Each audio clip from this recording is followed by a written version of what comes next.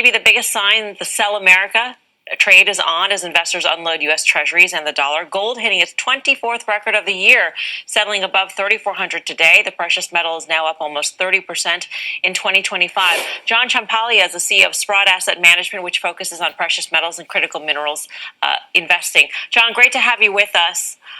I understand the bull case underpinning gold's rise right now, but is there anything about the run in gold, the trajectory, the speed at which it's climbed that concerns you? Or is it all just up, up, and away for you? Yeah, I mean, obviously this is unprecedented in terms of the pace of gold gains. You know, gold is not really designed to be going up 30% in a few months at a time. On top of last year's 27% increase. So it is obviously signaling something, and obviously, you know, you just mentioned a whole bunch of signals and issues that the world is dealing with right now. You know, gold is really kind of an inverse reflection with respect to investor confidence with the U.S. dollar being the reserve currency. U.S. Treasuries, obviously the global economy, and obviously the growing risks to whether we're going into a global recession due to the looming trade war has really got investors anxious. And one of the things that we find interesting is, yes, we've had this great appreciation, but inflows into gold ETFs year to date are only $30 billion globally. When you think about the paper losses that we've seen in a number of different asset classes, it's really a drop in the bucket. So it's really about investor sentiment right now, and it's hard to know when it will run out of gas. I start off by saying that I think most investors have little to no gold in their portfolio. This is something that wasn't really required, and if you think about it, just a few months ago, it was all about Mag 7 stocks, and the world was pretty orderly. And you know, Trump was advocating a very pro-business agenda. Obviously, the world's flipped very, very quickly. And you know, the Sprott Physical Gold Trust. It just seems as though a few weeks ago we put out a press release that it crossed 10 billion in AUM, and we're now through 12. And that's obviously been market appreciation. But more recently, we're starting to see some very chunky inflows into the trust. You know, anywhere in the magnitude of $250 to $300 million in a single day, we're starting to see in the last couple of weeks. So investors are finally starting to allocate, not just in our fund, obviously, but gold ETFs right around the world have been big winners. Yesterday, President Trump put out a tweet. I'll read it. This is the end of it. He who has the gold makes the rules. Thank you. I don't know if that was a metaphor or he's actually talking about gold, but I mention it through the lens of a lot of countries are looking to repatriate their gold, which works really well for exactly what you're doing. Can you speak to that? Yeah, I mean, this is a trend that's been going on, I'd say, for the last 3 years, and it really came out of the invasion of Ukraine, where, you know, the Russian assets were basically frozen in the SWIFT system, and a number of countries got very concerned about how easy it was for them to get cut off their financial assets. And I think the same concern flows through to physical assets, some of which have been held in the U.S. for decades now. And so having the physical gold, I think, is very important. Obviously, banks around the world, central banks, are starting to change their foreign exchange reserves to skew more to gold. It's not just China. We see a number of central banks doing this. And I have no idea what President Trump meant by that tweet, but you know, the U.S. is obviously one of the largest holders of gold. We think there is a movement underway to basically remonetize gold, have it play a much more important role in the financial system. We're not advocating that we're going back to a gold standard, but clearly gold as part of an FX reserve is starting to go to the upside. So what do you think it means for the economy now? I think we're jumping into recession. You never just glide in. We're going into it right now. I think you'll see housing continue to slow down given the elevated interest rate outlook. So new home sales probably slow down. Investment spending is likely going to drop meaningfully. I mean, you're already seeing that across a range of surveys. And I think employment will be the next thing that moderates. Job finding rates have collapsed. Quits rates are collapsing. I mean, this is it's not a good situation. So I don't like playing this sort of ridiculous game about 50% chance over the next 12 months. I mean, we're in it. Mm-hmm. We're in it, and the only way this is going to stop is, you know, basically some kind of policy shift, either from the White House or the Fed. But keep in mind that the Fed doesn't really have the tools to offset a trade war. Think about the areas of the economy that the trade war affects the most. It's things like consumer durable goods. It's things like housing. These are industries that are actually quite affected by tariffs in the first place. So it remains to be seen how much rate cuts can actually, stem the bleeding in those areas. Is how I felt about two stocks in particular that I've long championed, Apple and Nvidia. He heard that I had violated my own long-standing discipline to own them, don't trade them, something I have said repeatedly to members of the CBC Investing Club, and that I told people to do some selling. I told him that indeed at the beginning of last week I did advise people to sell some Nvidia and Apple. Every Sunday, I do this think piece for Investing Club members. The Sunday before last, I did this gut-wrenching piece. I said that I could no longer stand by and have these two fantastic stocks be eviscerated, so people had to sell some of them. In retrospect, it was a great time to sell. I mean, hindsight, I know, but these stocks have been crushed in the interim. Then last Wednesday, in a heartfelt emotional talk with Investing Club members, I reiterated that Apple and Nvidia had to be parted with because I couldn't see a path to avoid big declines. Fortunately, if you listen to me, you just avoided the latest declines. Unfortunately, there's been some serious damage to these stocks. I mean, Apple stock's now down 22% for the year. Nvidia stock's down 28%. Now, I have to ask, what did I miss here? Did I foolishly fall in love with these two stocks? Look, over the years, people have done extremely well on the Apple and Nvidia with me. Whenever I travel, I'm always saluted for both. Matthew Bryson is Wedbush Securities semiconductor analyst. And Matt, what do you think of this latest news? We know it's already a big blow for Nvidia to the tune of $5.5 billion in this next quarter that they're going to take the write-off. Is this a market that they're going to be frozen out of? I think that's the concern, right? So demand from China was actually picking up. It sounded like they potentially were working to enable AI on smartphones, which would have been really interesting. And yes, if you push NVIDIA out of the H20 or the NVIDIA's H20 out of China and Huawei fills the void, then potentially NVIDIA loses that market. Tariffs of this magnitude on China is having a very significant impact on small businesses. Large businesses can pay the extra cost because when goods come from China to Los Angeles, then of course you have to pay now a higher tariff.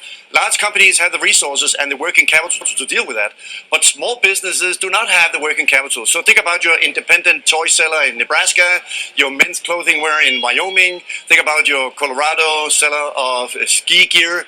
They basically do not have money and cash to pay 145% extra. So we will have bankruptcies of retailers of very significant magnitudes if this is allowed to continue. Remember, retail employment is about 6 million workers. So in total, small businesses make up 80% of total employment, meaning in companies of less than 500 workers, and they make up 80% of CapEx. So we spend too much time talking about the S&P 500. It really is the small businesses that are the most negatively impacted as a result of this. So yes, there may have been some front loading of purchases among consumers last weekend in Costco and Walmart. Everyone was shopping before the tariffs. But as that effect starts to fade, we will begin to see a serious negative hit on the economy. Welcome to the Crypto Teacher. And you know I come back with that video just to make you think. Don't forget to like and subscribe to the channel. And make sure you're joining the Patrons. If you're not a part of the Patrons, make sure you're hitting the Cash App. And also, guys, make sure you go like and follow the TikTok. More videos to come. And we have gold making moves that it has never made before. And we know why. The central banks are buying up all this gold because they know fiat is done and they leave the investor with little to no exposure. Guys, you can't make this stuff up. And Trump says he who has the gold makes the rules. And remember, it used to be who controls the money supply makes the rules. And I'm an old man. And anybody who's known Trump for a long time know that's all he used to talk about is gold. And those who've been with me from the beginning know I've done plenty of videos on Trump and gold. And with all these sanctions weaponizing the dollar, the BRICS nations are moving off the dollar, which is going to cause more dollar weakness. But we know this is a plan. It moves in phases. The dollar is going to a level playing field. And it's going to be very important to see what Berkshire does with all that money sitting on the sideline, because they're definitely about to put it to work. And remember, the Crypto Teacher told you. And now we have everyone calling for a recession, but you know the Crypto Teacher told you you've been in a recession since October of 2023. We are now in a great depression. We've never seen this type of money flowing from U.S. assets to overseas. And then on top of it, this stock market taking trillion after $1 trillion hit. And we know the Fed printed 80% of all money in existence in 2 years, floated inside the stock market. And as we can see, it came right back out. Why? Because it's time to build. It's time to build this fourth industrial revolution, where the robots, algorithms, and drones take the economy over, pay each other with crypto, and the sheep go inside the metaverse. And remember, the crypto teacher told you. And we have Jim Cramer says sell Apple and Nvidia. And yes, both companies are taking a hit right now, but both companies are going to be fine because they're set up for the digital economy. And yes, with China and the U.S. with this trade war, these tariffs will change the supply chain. But the person that's going to take the biggest hit is small business. And you know the crypto teacher told you time and time again, once these small banks and these small businesses start to take a hit, we're going to get mass layoffs. Small businesses are the backbone of America, and the Fed won't react until this labor market starts to break. And we're already seeing it tightening up right along with the consumer. And remember, the crypto teacher told you. And we have the drums are beating, just not making the mainstream media. And we know there's definitely going to be a geopolitical event that's coming. That black swan is definitely coming. So therefore they can start building and bringing in these machines. And remember, the crypto teacher told you. And we have Trump firing the Fed. Jerome Powell is making the mainstream media news. But we know definitely this is a distraction. And that's the reason why we're going to get our popcorn, sit back, and let it play out. Because Trump could have easily allowed the labor market to get weak, allow Jerome Powell to cut, because eventually he has to cut, and then bring up tariffs. But the stock market was already tanking before a tariff was even applied. And these tariffs are being used to change the supply chain. We can easily see it, and it's going to be an easy setup for blockchain and these digital assets to control the supply chain. Guys, remember, this is a plan that moves in phases. And remember, the crypto teacher told you, because he knows when it comes to the NWO, it's all planned out. You have a wonderful day. Of how serious this situation is. Companies are very much aware of it, especially small businesses. Anyone, of course, who knows a small business owner, in particular someone, of course, who touches anything on China. Remember, sellers on Amazon, they source 70% of their goods from China. So that means that if 70% of sellers on Amazon get goods from China, that's a very significant impact, not only on inflation, that rates are going, of course, at the moment sideways, but inflation going up says the Fed should be hiking. GDP slowing down says the Fed should be cutting. So which one is it? What are they going to put weight on? And that's why the dual mandate and how they put the weight on the dual mandate. That's why it's impossible for them to do anything now, right? That's why Jay Powell is exactly saying last Friday, we can't really respond to this difficult situation, especially not when quantifications of tariffs at the current level will increase inflation over the next 12 months of around 1 percentage point. So that means that not only do we already have inflation above the 2% target, as your chart was showing, but we also have another percentage point on top of that coming in the pipeline. It's really difficult for the Fed to go and cut rates in that environment. Is that 40% of imports from China go to small businesses, and also another 40% of imports from China go to intermediate goods. So when we build Boeing airplanes, F-150s, a lot of the components, namely 50% of an F-150 comes from abroad, and roughly a third of a Boeing airplane comes from abroad. So yes, some of this may be Canada and Mexico, but the impact of tariffs, especially on China, is still weighing heavily, in particular on small businesses, and we have not seen that in jobless claims yet, but we should expect to see that. It may take a little while longer because, again, of the front-loading of purchases among consumers, but it's very clear among small businesses the situation is very serious. Where are you on growth this year for the U.S., given what you're talking about? So it's all conditioned on tariffs staying in place at these levels, and if they stay at these levels, we will absolutely have a recession in 2025. And you think GDP suffers, what, 4 points? So this would be the calculation back to the academic papers who tried to quantify the trade war in 2018-19 found that for 1 percentage point increase in the average tariff rate for the US, which were up from 2% to 3%, it lowered GDP in the lowest estimate by a quarter. So now we raised the average tariff rate from the 3% up to 18%. So now we can multiply that by 15. That means that you get a number, in very round numbers, around 4 percentage points. And adding on top of that, all the other things that are headwinds to outlook, namely corporate confidence is low, consumer confidence is low. We just had a negative wealth effect because of the stock market down 6 trillion. Is also on its own, we would be talking about this having a negative impact on consumers. So combining these headwinds, absolutely the risks are to the downside. You throw tourism in there as well? Tourism also, because bookings from Canadians into the US are down 70%. If you look at the top 10 airports, daily arrivals also down significantly in the last few weeks. So the list of things that make you worried about the outlook is unfortunately quite long. In the Middle East, the assault on the Ras Isa fuel import terminal was one of the biggest and deadliest since U.S. President Donald Trump ordered an aerial campaign against the Houthis in mid-March. Sam Darrett, Bloomberg's senior Middle East reporter, joins me now. Maybe just bring us up to speed on the attacks that took place in Yemen over the course of the last couple of days. Yeah, absolutely. Good to be with you. So we had last week this attack on Ras Isa. It's an oil terminal north of Al Hodeida, which is the port that the Houthis control on the Red Sea. And according to their health ministry, it's at least 80 people killed and almost 180 wounded. It is actually potentially one of the deadliest attacks since Donald Trump ordered the latest campaign on Yemen. And then just in the past couple of days, over the weekend, we had further attacks on Hodeida itself, the airport, the port. There have been reports from the Houthis that a market in Sana'a, the capital, which they control, was targeted, killing at least a dozen people. What the markets might do if Jay Powell were fired, how would it work out? What would the president try to do? The Federal Reserve Act says, of course, and you've heard this a number of times, that the Fed governors can't be fired except for cause. The Federal Reserve Act says each member holds a term of office for 14 years unless sooner removed for cause by the president. Now, what does for cause mean? That's going to be the key here. It's undefined. Historically, courts have construed it as misconduct, incompetence, or incapacity, but it's never been litigated in terms of the Fed.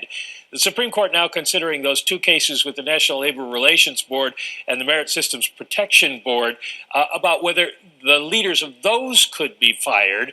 There are some similarities, and if that is the case, and we don't know when it's going to actually go before the court, then maybe there's grounds for the president to be able to try to move. If not, then here's the timeline. As Board of Governor chair, Jay Powell's term expires in May of 2026. Getting interviews going this fall, as we've been told, is the likely process. I mean, it's what you would expect. As a Fed governor, though, Jay Powell can stay on till January of 2028. Would he do that? Michael Barr decided to stay on after he resigned as a vice chair for supervision. And then as FOMC chair, the policy-making committee, that's every year. They pick a new chairman, and they always, by tradition, pick the chairman of the Fed.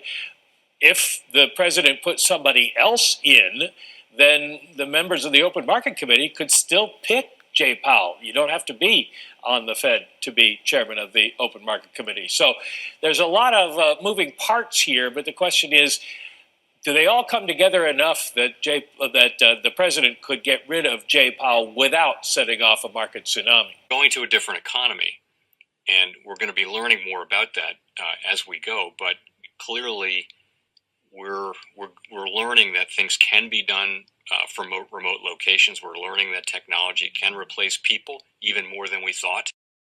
We're not going back to the same economy. We're recovering, but to a different economy, and it'll be one that is more leverage to technology, and I worry that that is going to make it even more difficult than it was for many workers.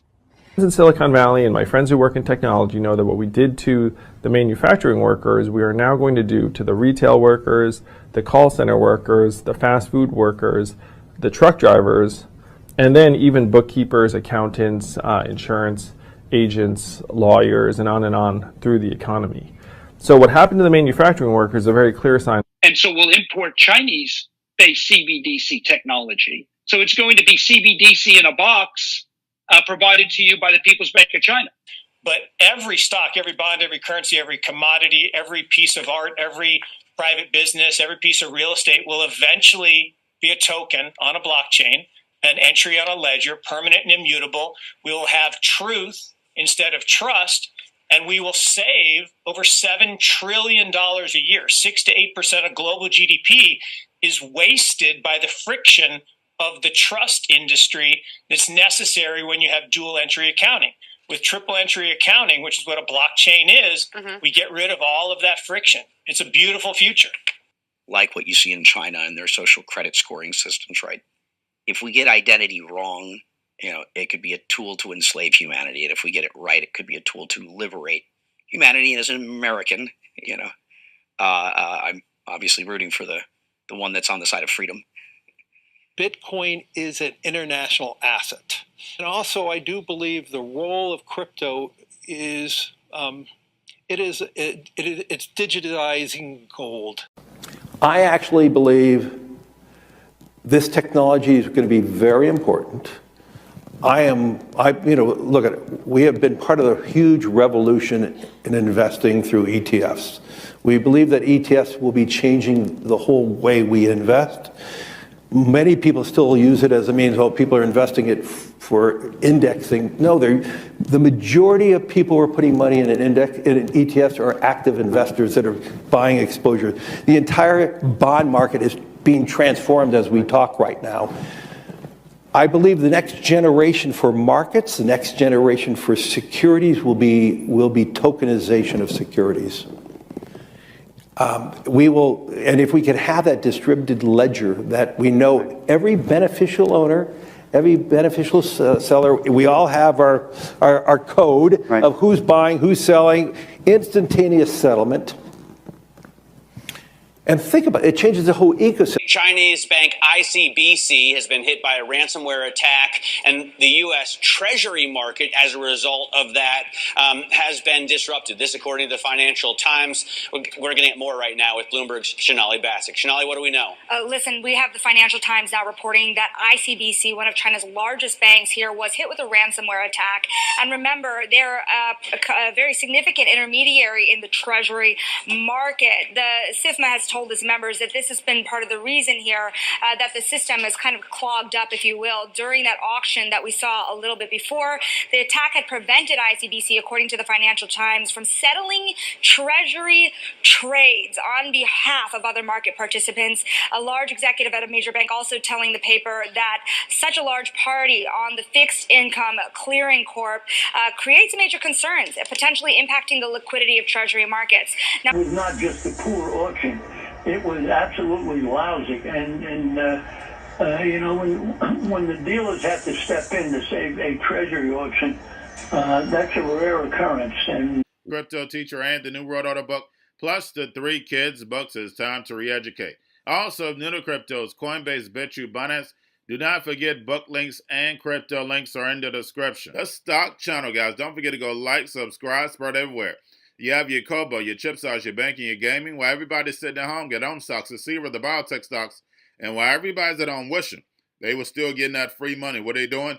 Drinking and smoking weed. Don't forget about those stocks, and you have a wonderful day. The most powerful person in the world is the storyteller. The storyteller sets the vision, values, and agenda of an entire generation to come. Steve Jobs. And guys, I truly believe in this. When you look at the New World Order, they're the storytellers. And that's the reason why I wrote my New World Order book. But guys, now it's time to change the current generation. And I wrote 3 kids books. I love the Trinity because I understand the power that's in it. So I have 3 books. We have an opportunity to change the generation, to educate, not just me, but I want to show you that I take action on a daily basis. And I want you to take action on a daily basis.